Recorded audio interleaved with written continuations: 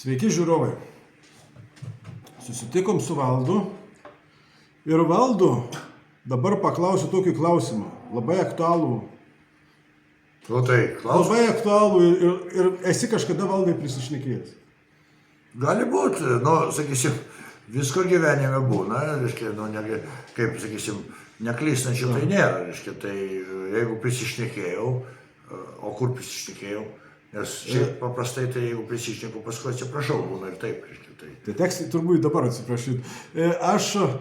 Man tai tas pasakymas tavo visiškai nepalėtė manęs. Nes per vieną, pas Gorienę, man atrodo, per vieną pokalbį, sakai, kas ne už NATO, turbūt tu pacituosi gal tiksliau, tas lauk iš Lietuvos. Ne, nu tai čia... Ar kaip čia? Ne, čiuoškit pasakyti. Nesvarbu. Žinau, tas nuskambėjo, bet gal tau leidus neatsiprašinėsiu. Nes man tai tas nesuveikia, nes mane tai lengvai neišvysi iš Lietuvos. Ne, tai aš niekur nevėjau. Aš niekur nevėjau. Ne, aš tik tai juokauju, aišku, bet jo. Ne, aš niekur nevėjau, man labai gaila, kad kai kurie, reiškia, pasinaudojo, reiškia, tuo labai, sakyčiau, negarbingai, todėl, kad jie nebuvo išplatintas, nes aš pasakiau, bet paskui gana plačiai, kai kurie, reiškia, sakysim, neminėsim pavardžių, žiniasklaidos tos neva alternatyvios, labai plačiai apie tai buvo kalbama, reiškia, ir bėda yra tame, reiškia, kad žmogus turi, kaip tai gerai pasakei, žmogus privalo atsakyti už savo žodžius ir jeigu jie yra neteisingi, galima ir atsiprašyti, nes visų kita, bet čia ne tas atvejis, reiškia, nes ten ėjo kalba būtent apie alijansą, reiškia, apie stojimą ir beje, aš ten paminėjau apie referendumą irgi tam pokalbį, tai aš paskui atsiprašiau, aš tikrai supainiojau, na, man, kadangi čia vėl taip gaunasi, kad aš daug esu kalbėjęs ir apie Europos Sąjungą, ir apie NATO, ir aš bet kokiu atveju, reiškia, daug prisidėjau, tai po tiek metų, kiek praėjo, man kažkaip tai tas referendumas Europos Sąjungos NATO, nes skaitau, kad teisingai Lietuva padarė, kad įstojo tą organizaciją, reikia, bet čia jau visai kita kalba, kad NATO reikia keisti. Gal apie tai ir pakalbėsim, biškai, kol jau NATO palėtė, bet esmė reiškia tame, kad kada dėja ne visi taip galvoja ir kada, gal ne dėja, bet ne visi taip galvoja, tas irgi yra normalu ir aš pasakiau žodžius sekančius, kad, reiškia, o kas prieš, tai čiuoškite iš Lietuvos arba likite ir kaukitės su manim už tą Lietuvą. Tai vat aš pasakiau šitai, nes ėjo kalba apie būtent grėsmės ir taip toliau ir taip toliau. Tai dėja, reiškia, tie, kurie norėjo parodyti ne visą teisybę, jie parodė žodžius, kurie skambėjo labai žiauriai, reiškia, to, kas prieš, tai čiuoškite iš Lietuvos. Tai kas aš toks, kad varyti žmonės iš Lietuvos. Bet esmė, kurią aš perdaviau toj frazėje buvo, kad taip gali atsitikti Lietuvai, kad bus du pasirinkimai. Arba kautis, arba, atsiprašau, trauktis. Tai aš dėl savo sprendimų nebejoju, kad jeigu nedaug reikia viską padaryti ir mes, ir politikai, ir žmonės turi viską daryti, kad to nereikėtų daryti. Bet jeigu nedaug dievė ateis toks momentas, kada reikės apsispręsti, tai tada reikės arba, pakartosiu, ką sakiau, arba čiuošti, arba trauktis, arba kartu su manim ir su tai žmonėm, kurie liks kautis už tą Lietuvą, už mūsų žemę, už mūsų tėvynę. Tai va tą aš norėjau padaryti, bet kadangi tada vyko ten rinkiminė kova, kai kurie politikai orientavosi į tą patį plius minus panašų elektoratą, na, reikėjo kažkaip tai parodyti mane iš blogos pusės. Nu, ir reiškia, nes sutik, Vygintai, kad jeigu, reiškia, būtų parodyta frazė, kad arba čiuoškit, arba kaukitės, tai visai kitas būtų, visai kita prasme, kad aš nieko neveju iš Lietuvos, tiesiog siūlau žmonėm apsispręsti dėl savęs. O kada tu parodai, tipo, nepatenkintas čiuoškis čia, reiškia, tai aišku, tai atrodo labai negerai. Ne, aš gal neatsiprašinėsiu šį kartą, reiškia, nes aš nemanau, kad aš ką nors įžeidžiau, nebent tuos. Jautrių yra. Taip, bet kas, mano, pavyzdžiui, mąstymą, atsiprašymų niekad nebūna per daug. Kada kaltas, tai be abejonės nebūna, bet šitoj situacijai aš manau, kad pykt ant tos frazės gali būti tik tai tie žmonės, kurie širdį jau apsisprendė bėgti, nes variantas, taigi, buvo pasiūlytas kautis. O jie nenori kautis. Žiūrėk, kaip aš... O paskui suras kaltą. Generolas liepė čiuožti. Nu taip, No. o aš, žinai, kaip aš mąsčiau? Nu. Bet tu negirdėjai antros frazės. Ne, aš... Manęs nepalėtė ta frazė. Nesvarbu, reiškia, bet... Ne, man nei antra, nei pirma. Aš visai savo frazę turiu. Nu. Aš būčiau nei bėgęs lauk, nei kovęsis. Nes aš, supranti, Valdai, aš nematau, už ką čia kautis. Čia ne... Oi, o čia aš supratau, kur linkstam. Aš būčiau sėdėjęs į laukęs. Nesutinku. Ne, nu aš labai atsiprašau. Ne, viskas gerai, čia yra diskusija. Esmė yra kame, vat tą ir daro tam tikros jėgos. Man labai nepatinka ta prorusiškos, proamerikiečiškos, prolietuviškos, antilietuviškos. Visos nuomonės turi teisę turėti. Tame tarpe prorusiška turi teisę gyventi. Klausimas yra mums priimtina. Tai man ne, bet nuomonės, juk jeigu aš neklystu, Čerčilis yra pasakęs, o gal ir ne jis, bet aš taip girdėjau, kad Čerčilis, kad sako, aš nekenčiu to, ką jūs sakot, bet pasiruošęs atiduoti gyvybę, kad jūs turėtumėte teisę tai pasakyti. O čia ir yra demokratijos esmė, kad tu gali nekęst. Bet kada mes kalbam, už ką čia kautis, aš atsakysiu, už ką čia kautis. Ne už Landsbergių klaną, ne už šimonytininkus, ne už Goodbye Leniną, ne už, aš už ką kausiuosi, jeigu reikės. Aš kausiuosi už šitą žemę, kur mano tėvai, seneliai, protėviai, mano giminė, jinai labai daug metų Lietuvoje, net nežinau kiek. Tėvelis mano knygą yra parašęs, Utkų istorija, tokia įdomi, tai ten pasiskaitau, tai ten labai daug metų eina ir dabar tai tokia yra Sigita Švedienė, jinai šaunolė, jinai tęsia tą darbą, tai ta prasme, mano giminė čia, aš lietuvis iš pašaknų ir už tą giminę aš ir kausiuosi, už tą žemę aš ir kausiuosi. Už savo mamą aš kausiuosi, už savo vaikus, už sūnus ir jo martelę, man jie abudu vaikai, ir už anūkus aš kausiuosi. Ir jau nekartą minėjau, man kaip ekspromtu ta mintis šovė, kartais būna, juk kuo skiriasi politikas nuo kario. Juk Spartui, pavyzdžiui, jeigu paimsim tokią valstybę, buvo, nežinau, kiek žinot, bet karius pradėdavo ruošti nuo 7 metų. Ir jiem tai buvo sutvarkyta, kad Spartos karys skaitė didžiausią savo gyvenimo laimę žūt kovoj už Spartą. Todėl jų niekada nieks nenugalėjo. Todėl, kad jis kaudavosi, spartietis nesitraukia, spartietis nepasiduoda, nekapituliuoja, jis kaunasi iki paskutinio kraujo lašo. Tai žinodamas kai kurios tos niuansus ir galvodamas apie kario paskirtį, aš manau, kadangi aš su antpečiais nuo 17 metų, tai tas irgi prasisukė. Kario, kiekvieno kario, Lietuvos kario šiuo atveju mes kalbam, yra, sakysim, paskirtis kautis už tėvynę ir esant reikalui paaukoti savo gyvybę. Bet nepainiokim, pavyzdžiui, tavęs ir kario. Tai karys ir tam ir reikalinga Lietuvos kariuomenė, kuri esant reikalui stos ir padarys viską, kad apsaugot mūsų žemę, kiek galės. Ir be abejonės daug jų žus ir paimkim partizanus, pavyzdžiui, mūsų, jie irgi kovėsi kaip galėjo. Dalis iš jų žuvo, dalis nereiškia, bet tai yra paskirtis kario. Klausimas, ar visa Lietuvos tauta kovėsi? Ne. Ar mes turim visą Lietuvos tautą po tankais pakišti? Ne, tik tai tą dalį, kurį nutars išrinktą kario šitą. Bet yra kitas dalykas, politikų yra kita paskirtis. Politikas turi padaryti viską, kad nei kariam, jau to labiau tautai, netektų kautis ir netektų aukoti. O pas mus dėja, mūsų valstybėje šiandien aš kitą kryptį matau. Bet tame yra pagrindinis skyris. Viena tautos dalis, kuri vadinasi kariuomenė, turi būti pasiruošus atiduoti savo gyvybę už savo artimuosius, už giminės, už tėvynę. Ne už Landsbergyną, ne už valdžią, ne už tai kaunasi. Galvojat, ukrainiečiai kaunasi už Zelenskį? Taip. Nesvajokim, aš kiek girdėjau, kad nelabai ten, nesvarbu. Tai ir Lietuvoje mes ne už valdžią kaunamės, už savo žemę. Ir lietuviai tą darė 1000 metų. Visada kovėsi už žemę. Tai va, už šitą mes turime būti pasiruošę kautis. Taip kad šitoj vietoj aš atsakau į tą klausimą, reiškia, kad vėlgi pasikartosiu, neturiu už ką atsiprašyti, kada mes girdim visą pasakymą. Taip, be abejonės, tai tame tarpe reiškia, kad galima ir likti ir reikia, kad ne visi žūtų.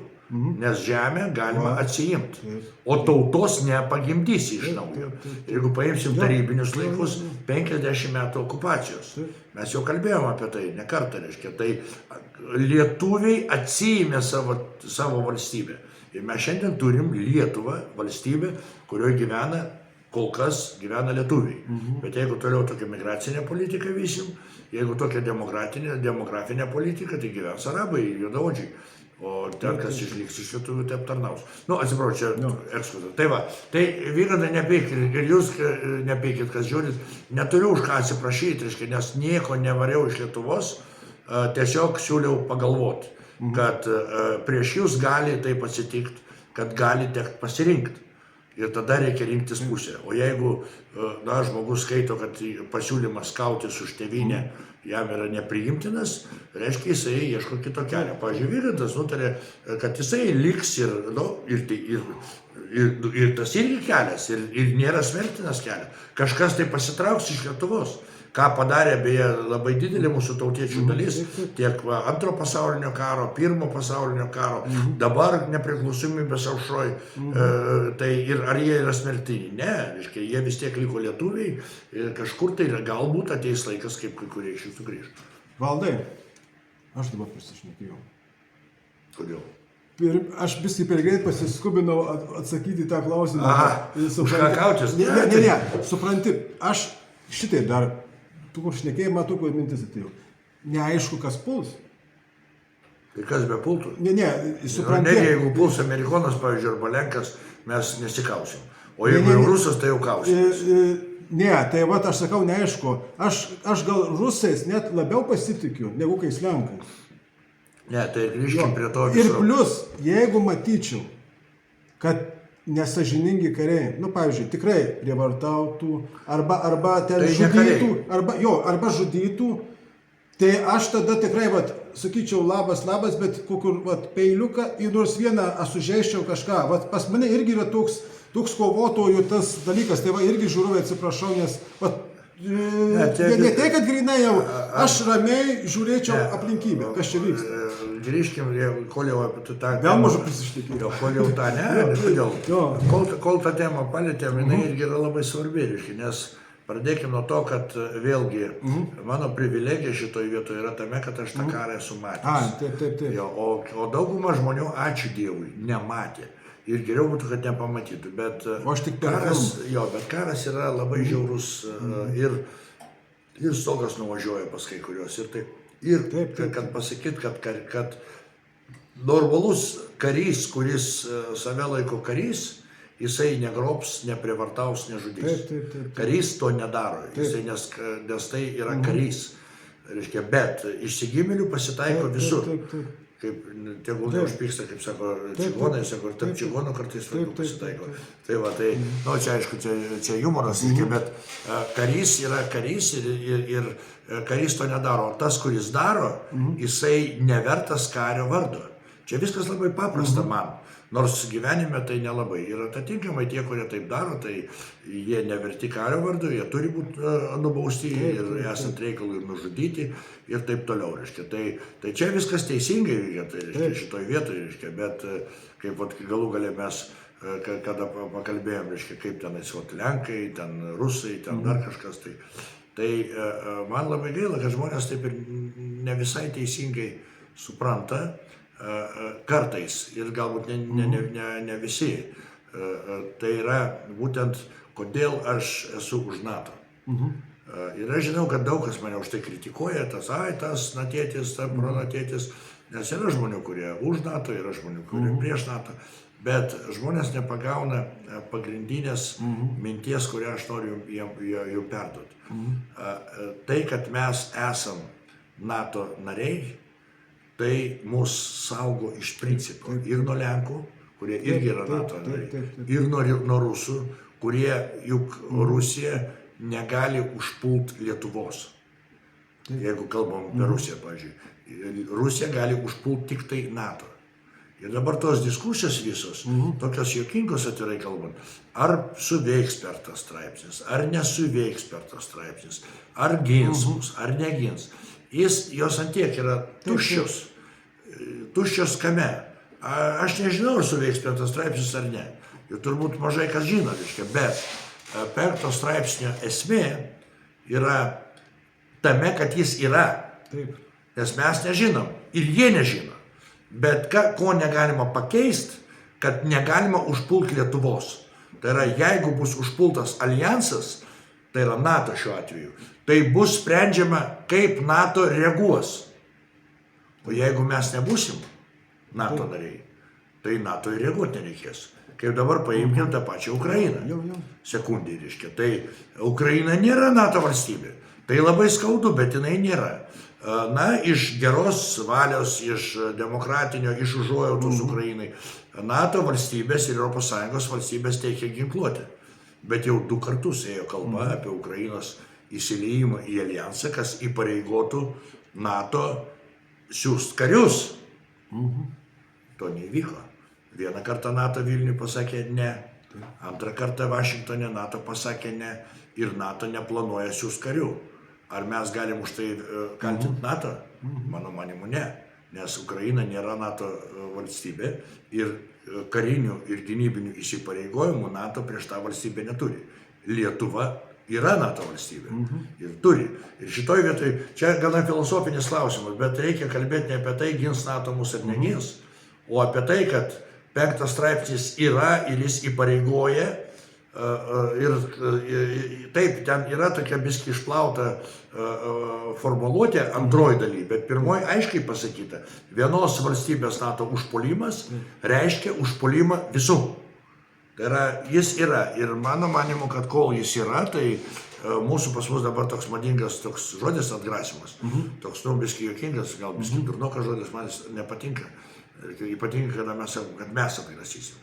Ot alijanso 5 straipsnis yra atgrasimas. Tikrąja to žodžio prasme.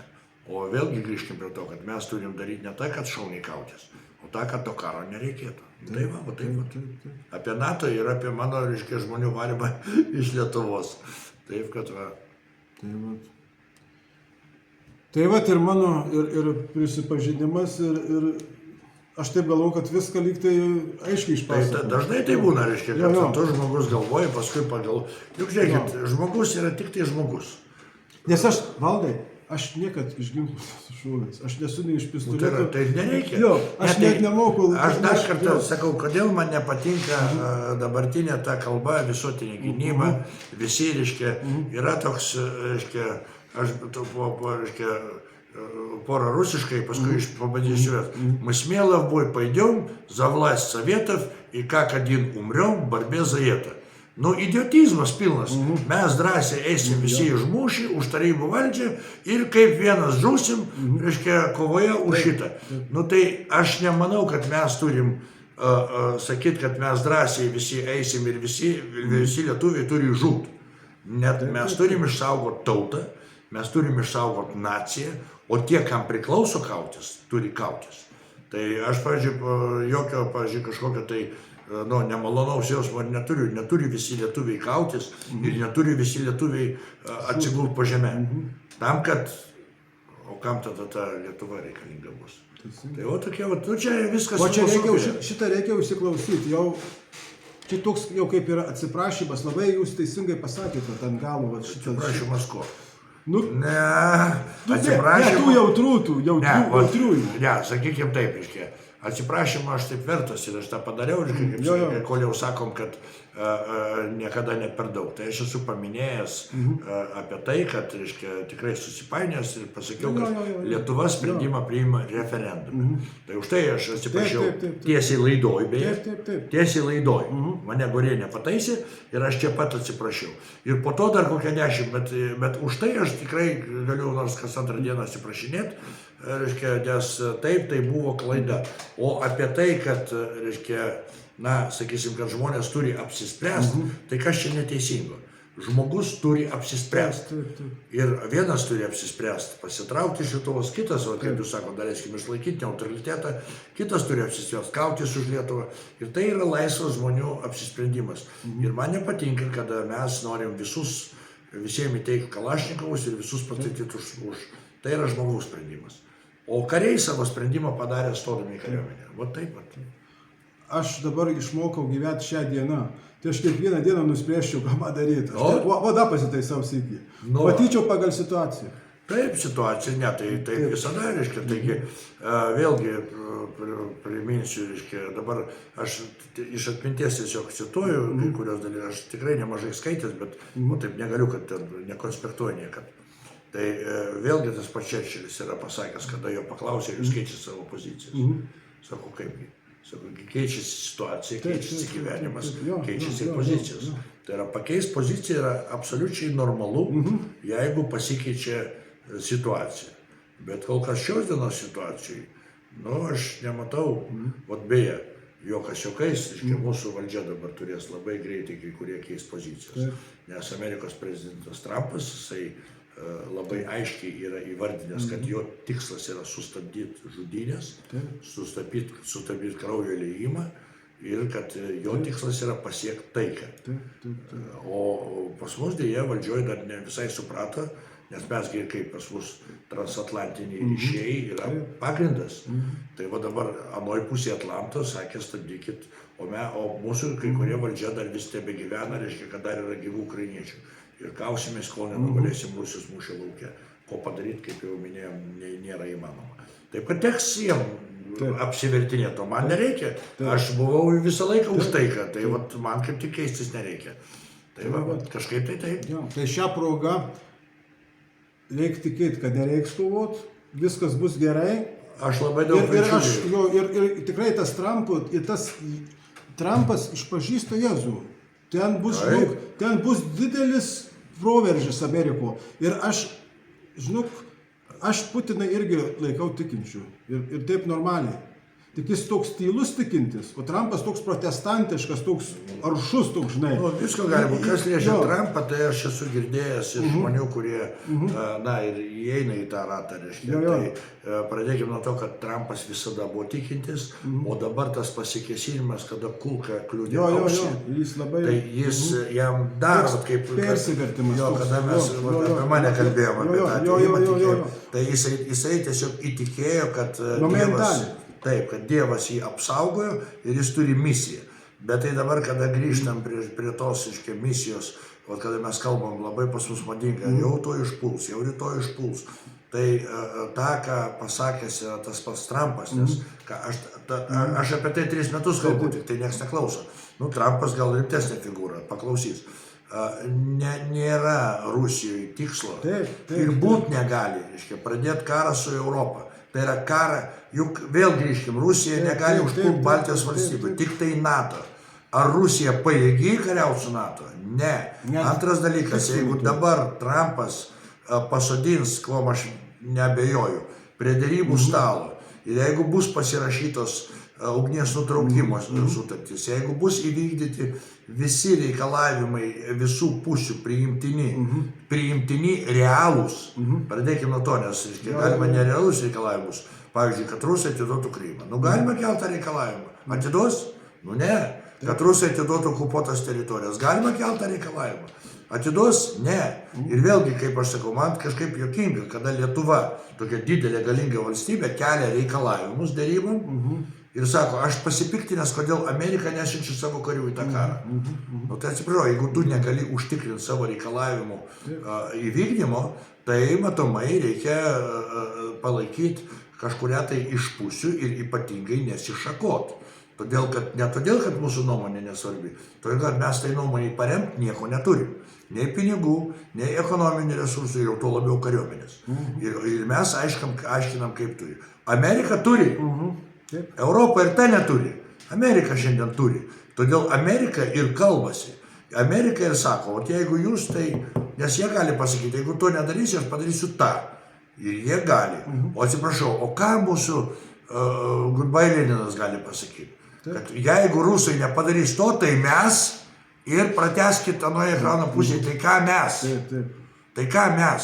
Nu tai jeigu tu neturi pasakyti, ką mes, tai gal reikia patylėti, gal reikia tiesiog paremti vieną iš pozicijų. Šioje situacijoje galinčią poziciją, galinčią atvesti taiką. Ir vėlgi, jeigu ta taika bus pasiekta, tai atitinkamai, ką ir Trumpas sako, ir aš tą sakiau jau ne kartą, man dabar džiugu, aš galiu dabar turiu kom, sakysime, jeigu anksčiau neturėjau kom paremti savo pozicijos, apart blaivaus proto, tai dabar, tai dabar Trumpu galiu pasiremti. Tai šitoje vietoje viskas aišku, tai mūsų pozicija turėtų būti, tokia, neturi, tai paremk tą poziciją, kuri turi tuos argumentus. Ir, ypatingai nesišakau. Taip, kad ir dar kartą grįžtų, ir tas pats Trumpas irgi yra pasakęs, aišku, rusai niekada nepuls NATO. Putinas tas pats, patinka, jums nepatinka, irgi pasakė, kad Rusija niekada nepuls NATO. O aš dar dadedu nuo savęs, kad tikrai nepuls, nes Rusija nepajėgi kariauti su NATO ir Europos Sąjunga. Nepajėgi. Ir man keista, vienas Amerikos generolas aiškina, kad Rusija nepajėgi okupuoti Ukrainos. Sutinku, visos Ukrainos ko gero nelabai pajėgi. Bet užtat labai kelia grėsmę Europai.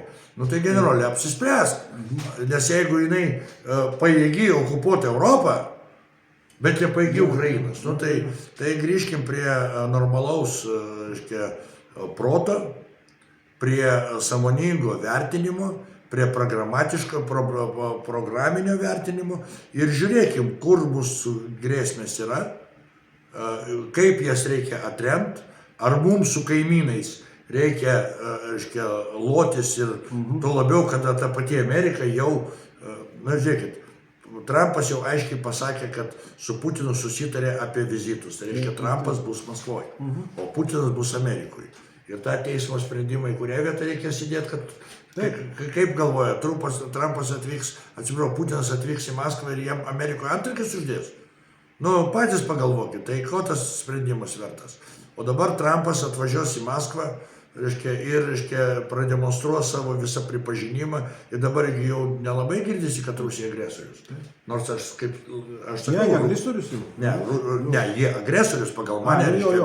Bet dabar jau kalba, o dabar tai va todėl, kad aš kalbu taip, kaip galvoju, o dėja tenka matyti, kad kalba taip, kaip vėjas pučia. Nu tai jeigu mes tas vėjas labai siubuoja, tai jeigu siubuosim, tai niekur, tai nusiubuosim kur nors. Tai va, tai va taip va kažkaip. Tai va, reikia tikėti tada, kad nebus karo, melstis už taiką pasaulyje. Ir daryti, kad to nebūtų. Melstis už taiką pasaulyje, aš jau 3 metus visiems kunigams sakau, jūs vienu melskitės taikos pasaulyje, nesureikšminkit vien tik Ukrainų ir kitur karai vyksta. Ne, pasaulio mastu Ukrainoje vyksta lokalus karas. Ne, tai rimtas. Labai gaila, nes Ukrainai tai yra išgyvenimo klausimas. Pasaulio viso mastu. Nu, pažiūrėkit, kas darosi Sirijoje, kas darosi artimuose rytuose, kas darosi Karabache, jeigu taip žiūrėsim, tai ir kiekvienoje vietoje, kur žudomi žmonės, jiem tai yra egzistencinė kova. O pasaulio mastu Ukraina dėja neužima, toj pačioj beje, buvo čia Amerikos lietuvis politologas kalbėjo, kada jo klausė per laidą, žiūrėjau, ir jisai, kaip pasakė, Amerikos žmonėm Ukraina tik ne pirmas ir tikrai, ir net ne antras, ir net ne trečias prioritetas. Tai tą supraskim, kas mums prioritetas, tas dėja tiek Amerikoje, tiek Vokietijoje, tiek kitose vietose nebūtinai pagrindinis. Tai jo taip pat. Tai ką žiūrovai, ačiū, kad pažiūrėjot, spauskit patiktukus. Taip, kur kuo daugiau. Užduokit klausimus. Bus klausimų, atsakysiu. Ir aš tada už valdą sakysiu, nepykit. Gerai. Nepykit ten už tos... Aš tikrai Vygantas teisus, atsiprašymų per daug nebūna. Nebūna. Ir tuose vietose, kur aš tikrai esu padaręs kliurkų. Žinokit, plus tiesioginis tas eteris. Ten viskas reikia per smegenis. Kaip ten Biblijoje parašyta, kas be nuodėmės Ai, jo, mes mane kitapėme, akmenį. jo. Tai man vat, tokie Dar žinai, kas jeigu- parašyta? Tie žmonės, kur atsako, kad tu toks, pas juos rastas didelis yra akyse. Pas tave tas Nemato. kruopelė, Jo, o pas juos rastas į tą kruopelę tavo akį mato. Aš manau, Jo. kad klysti yra žmoniška. Taip. Tiesiog reikia ir aš tą visą gyvenimą dariau, reiškia, kada buvau, pavyzdžiui, Lietuvos kariuomenės vadu, tai jeigu pakalbėsiu, tai žmonėm, kurie aplinkoje buvo, aš pakankamai dažnai keisdavau savo sprendimus, jeigu aš priimdavau sprendimą, pavyzdžiui, kartais nepamatuota, tai būna dėja, reiškia, tai kada ateina pas tave pavaldiniai ir tau įrodo, kad tu suklydai, tai aš čia nematau didelės problemos pasakyti, kad taip, vyrai suklydau ir pakeisti sprendimą. Tai yra normalu ir tai būtent ir skatinimą atleidimą, tarpusavį supratimą, nes jeigu būsi kaip avinas įsibedęs į sieną, tai tikrai nieko nebus. Vat aš dar paminėsiu, kai buvo prezidentų rinkiminė agitacija, buvo pas mus atvažiavęs Valdas. Ir aš prie Valdo taip priėjau, sakau, perzysiu, aš esu provokatorius. Ir sakau, Valdai, o kaip būtų dabar, jeigu sutiktum Naką? Ir žinokit, ką jis man atsakė, man patiko jo atsakymas, jis pripažino, sako, kvailai pasielgiau, daugiau taip nebūtų. Ne, taip kvailai, tai žiūrėkit, su Naku pas aš įvertinu. Su Audriu Naku pas mus labai normalų santykiai, susitupėjo, susigulėjo, reiškia, praėjo. Ir aš ir laidose su juo buvau, reiškia, bendrose Taip, labai geras. Aš galbūt aš sakyčiau, pasikarščiavau, gal per žiauriai, reiškia, toj vietoj. Ir dabar nereikia kalbėti, kas tą pasakė, tas tą pasakė, kaip aš augau ten karinė miestelė, reiškia, mano tėtis karininkas buvo. Ir aš atsimenu, kaip smėlynė, reiškia, vaikai žaidžia vienas, o mano tėtis tankistas, dabar kaip atsiūs tankas, o ką tai tavo tankai, o mano tėtis atsiūs haubicas, tėtis artileristas, ir va sėdi tokie špingalėtai 6-mečiai arba 5-mečiai ir aiškina, ką ten tėtis atsiūs, kad tas kietesnis. Tai šitoj vietoje, reiškia, nelabai gerai gavosi, bet klausimas yra išspręstas, klausimas uždarytas ir mes su Audriumi ir po šiandienai labai normaliai. Ir man gal kažkur tai truputį gėda, kad aš, bet negali visą gyvenimą atgailauti. Ne, viskas jau padaryti, santykiai sutvarkyti. Viskas užmiršti reikia, tik aš tik taip kažkaip norėjau pagirti jūs. O, dėkuoju. Tai man kad atgailę, klausykit. Ir jūs, jeigu ten laiką pastatysit ar pagirsit, būsiu labai dėkingas. Jeigu dar galima tiesiog apie tą pagirimą. Žiūrėkit, yra labai daug žmonių, ir man teko sutikti, kurie labai dažnai sako, kad manęs visai nedomina nuomonė kitų. Patikėkit, tai nėra teisybė. Jeigu žmogus yra normalus, jį privalo dominti kitų žmonių nuomonę. Jis gali su tais vertinimais sutikti arba nesutikti, bet pasakyti, kad jam yra tas pats, tai aš galvoju, kad tai yra neteisybė. Žmonės turbūt šitą. Tai aš nemeluosiu, man irgi labai svarbi, man yra svarbi žmonių nuomonė. Ką apie mane galvoja, ką galvoja apie mano idėjas.